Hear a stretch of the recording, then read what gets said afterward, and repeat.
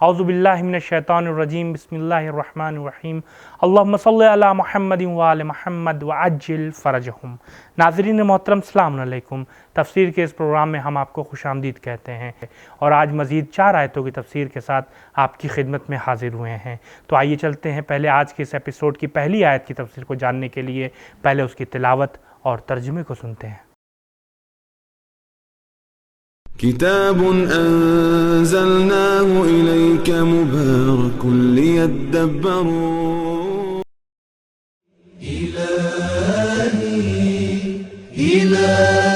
بسم اللہ الرحمن الرحیم ثم ننجی رسلنا والذین آمنوا كذلك حقا علینا ننجی المؤمنین۔ پھر نزول عذاب کے وقت ہم اپنے رسولوں اور ایمان لانے والوں کو نجات دیتے ہیں، اسی طرح سے ہم پر حق ہے کہ ایمان والوں کو نجات دیں گے۔ تلاوت اور ترجمے کے بعد اب آئیے اس آیت کے اہم نکات کو جاننے کی کوشش کرتے ہیں۔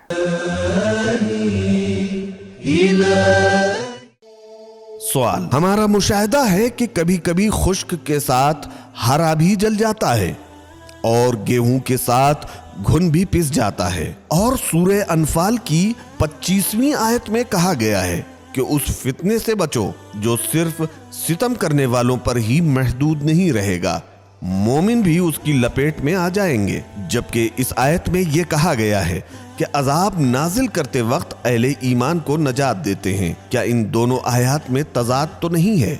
جواب: مذکورہ آیات میں کوئی تضاد نہیں ہے۔ اگر اہل ایمان کفار و مجرمین کے درمیان خاموش رہیں تو ان پر بھی اللہ کا عذاب نازل ہو جاتا ہے، اور اگر وہ اپنے خدائی فریضے کو انجام دیں اور نہی عن المنکر پر عمل کریں تو اللہ تعالیٰ انہیں عذاب کے وقت محفوظ رکھتا ہے۔ ان نکات کو جاننے کے بعد اب آئیے دیکھتے ہیں کہ اس آیت میں ہمارے لیے کیا اہم پیغام بیان ہوئے ہیں۔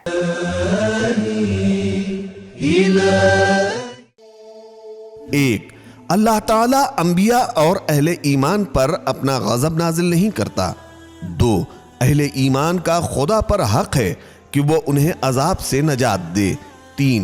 نجات کا وعدہ الہی تحریک کے لیے بہترین مددگار ثابت ہوتا ہے۔ 4. روشن مستقبل اہل ایمان کے لیے مخصوص ہے۔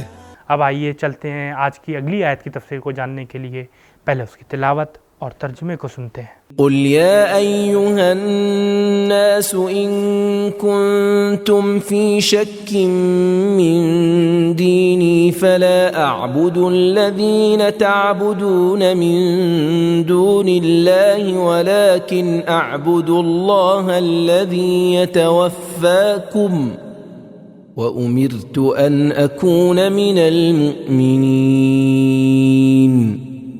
آپ کہہ دیں کہ اے لوگوں، اگر تمہیں میرے دین کی صداقت میں کوئی شک ہے تو تمہیں معلوم ہونا چاہیے کہ میں ان خداؤں کی عبادت نہیں کرتا جن کی خدا کو چھوڑ کر تم عبادت کرتے ہو، بلکہ میں تو اس اللہ کی عبادت کرتا ہوں جو تمہیں وفات دیتا ہے، اور مجھے یہ حکم دیا گیا ہے کہ میں اہل ایمان میں سے بنوں۔ اب آئیے دیکھتے ہیں کہ اس آیت سے ہمیں کیا پیغام ملتا ہے۔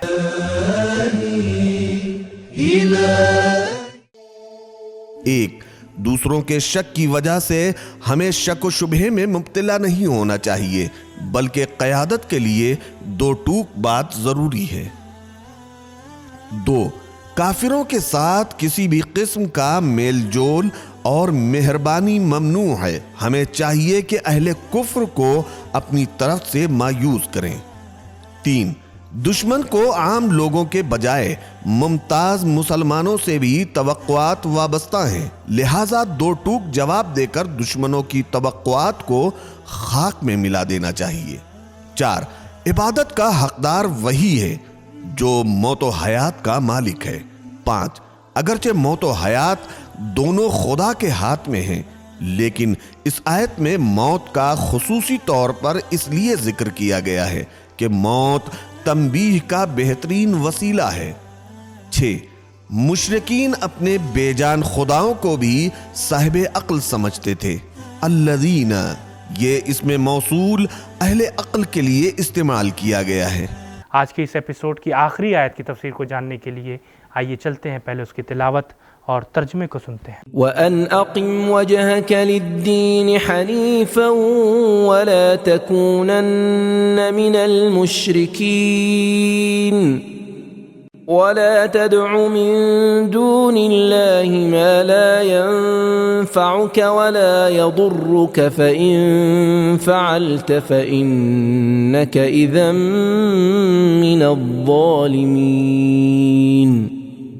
مجھے یہ حکم دیا گیا ہے کہ تو یکسو ہو کر اپنے چہرے کو دین کے سامنے سرنگو کر دے اور مشرکین میں ہرگز نہ بننا، اور خدا کو چھوڑ کر کسی ایسے کو مت پکار جو تجھے نہ فائدہ دے سکے اور نہ تجھے نقصان پہنچا سکے، اور اگر تو نے ایسا کیا تو پھر تو ظالمین میں سے ہوگا۔ تلاوت اور ترجمے کے بعد اب آئیے اس آیت کے اہم نکات کو جاننے کی کوشش کرتے ہیں۔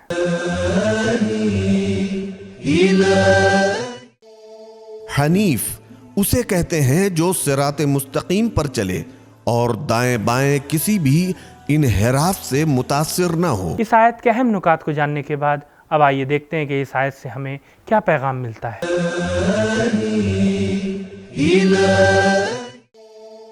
1. دینداری کے لیے مضبوط ارادہ، ہمت اور عشق کی ضرورت ہے۔ 2.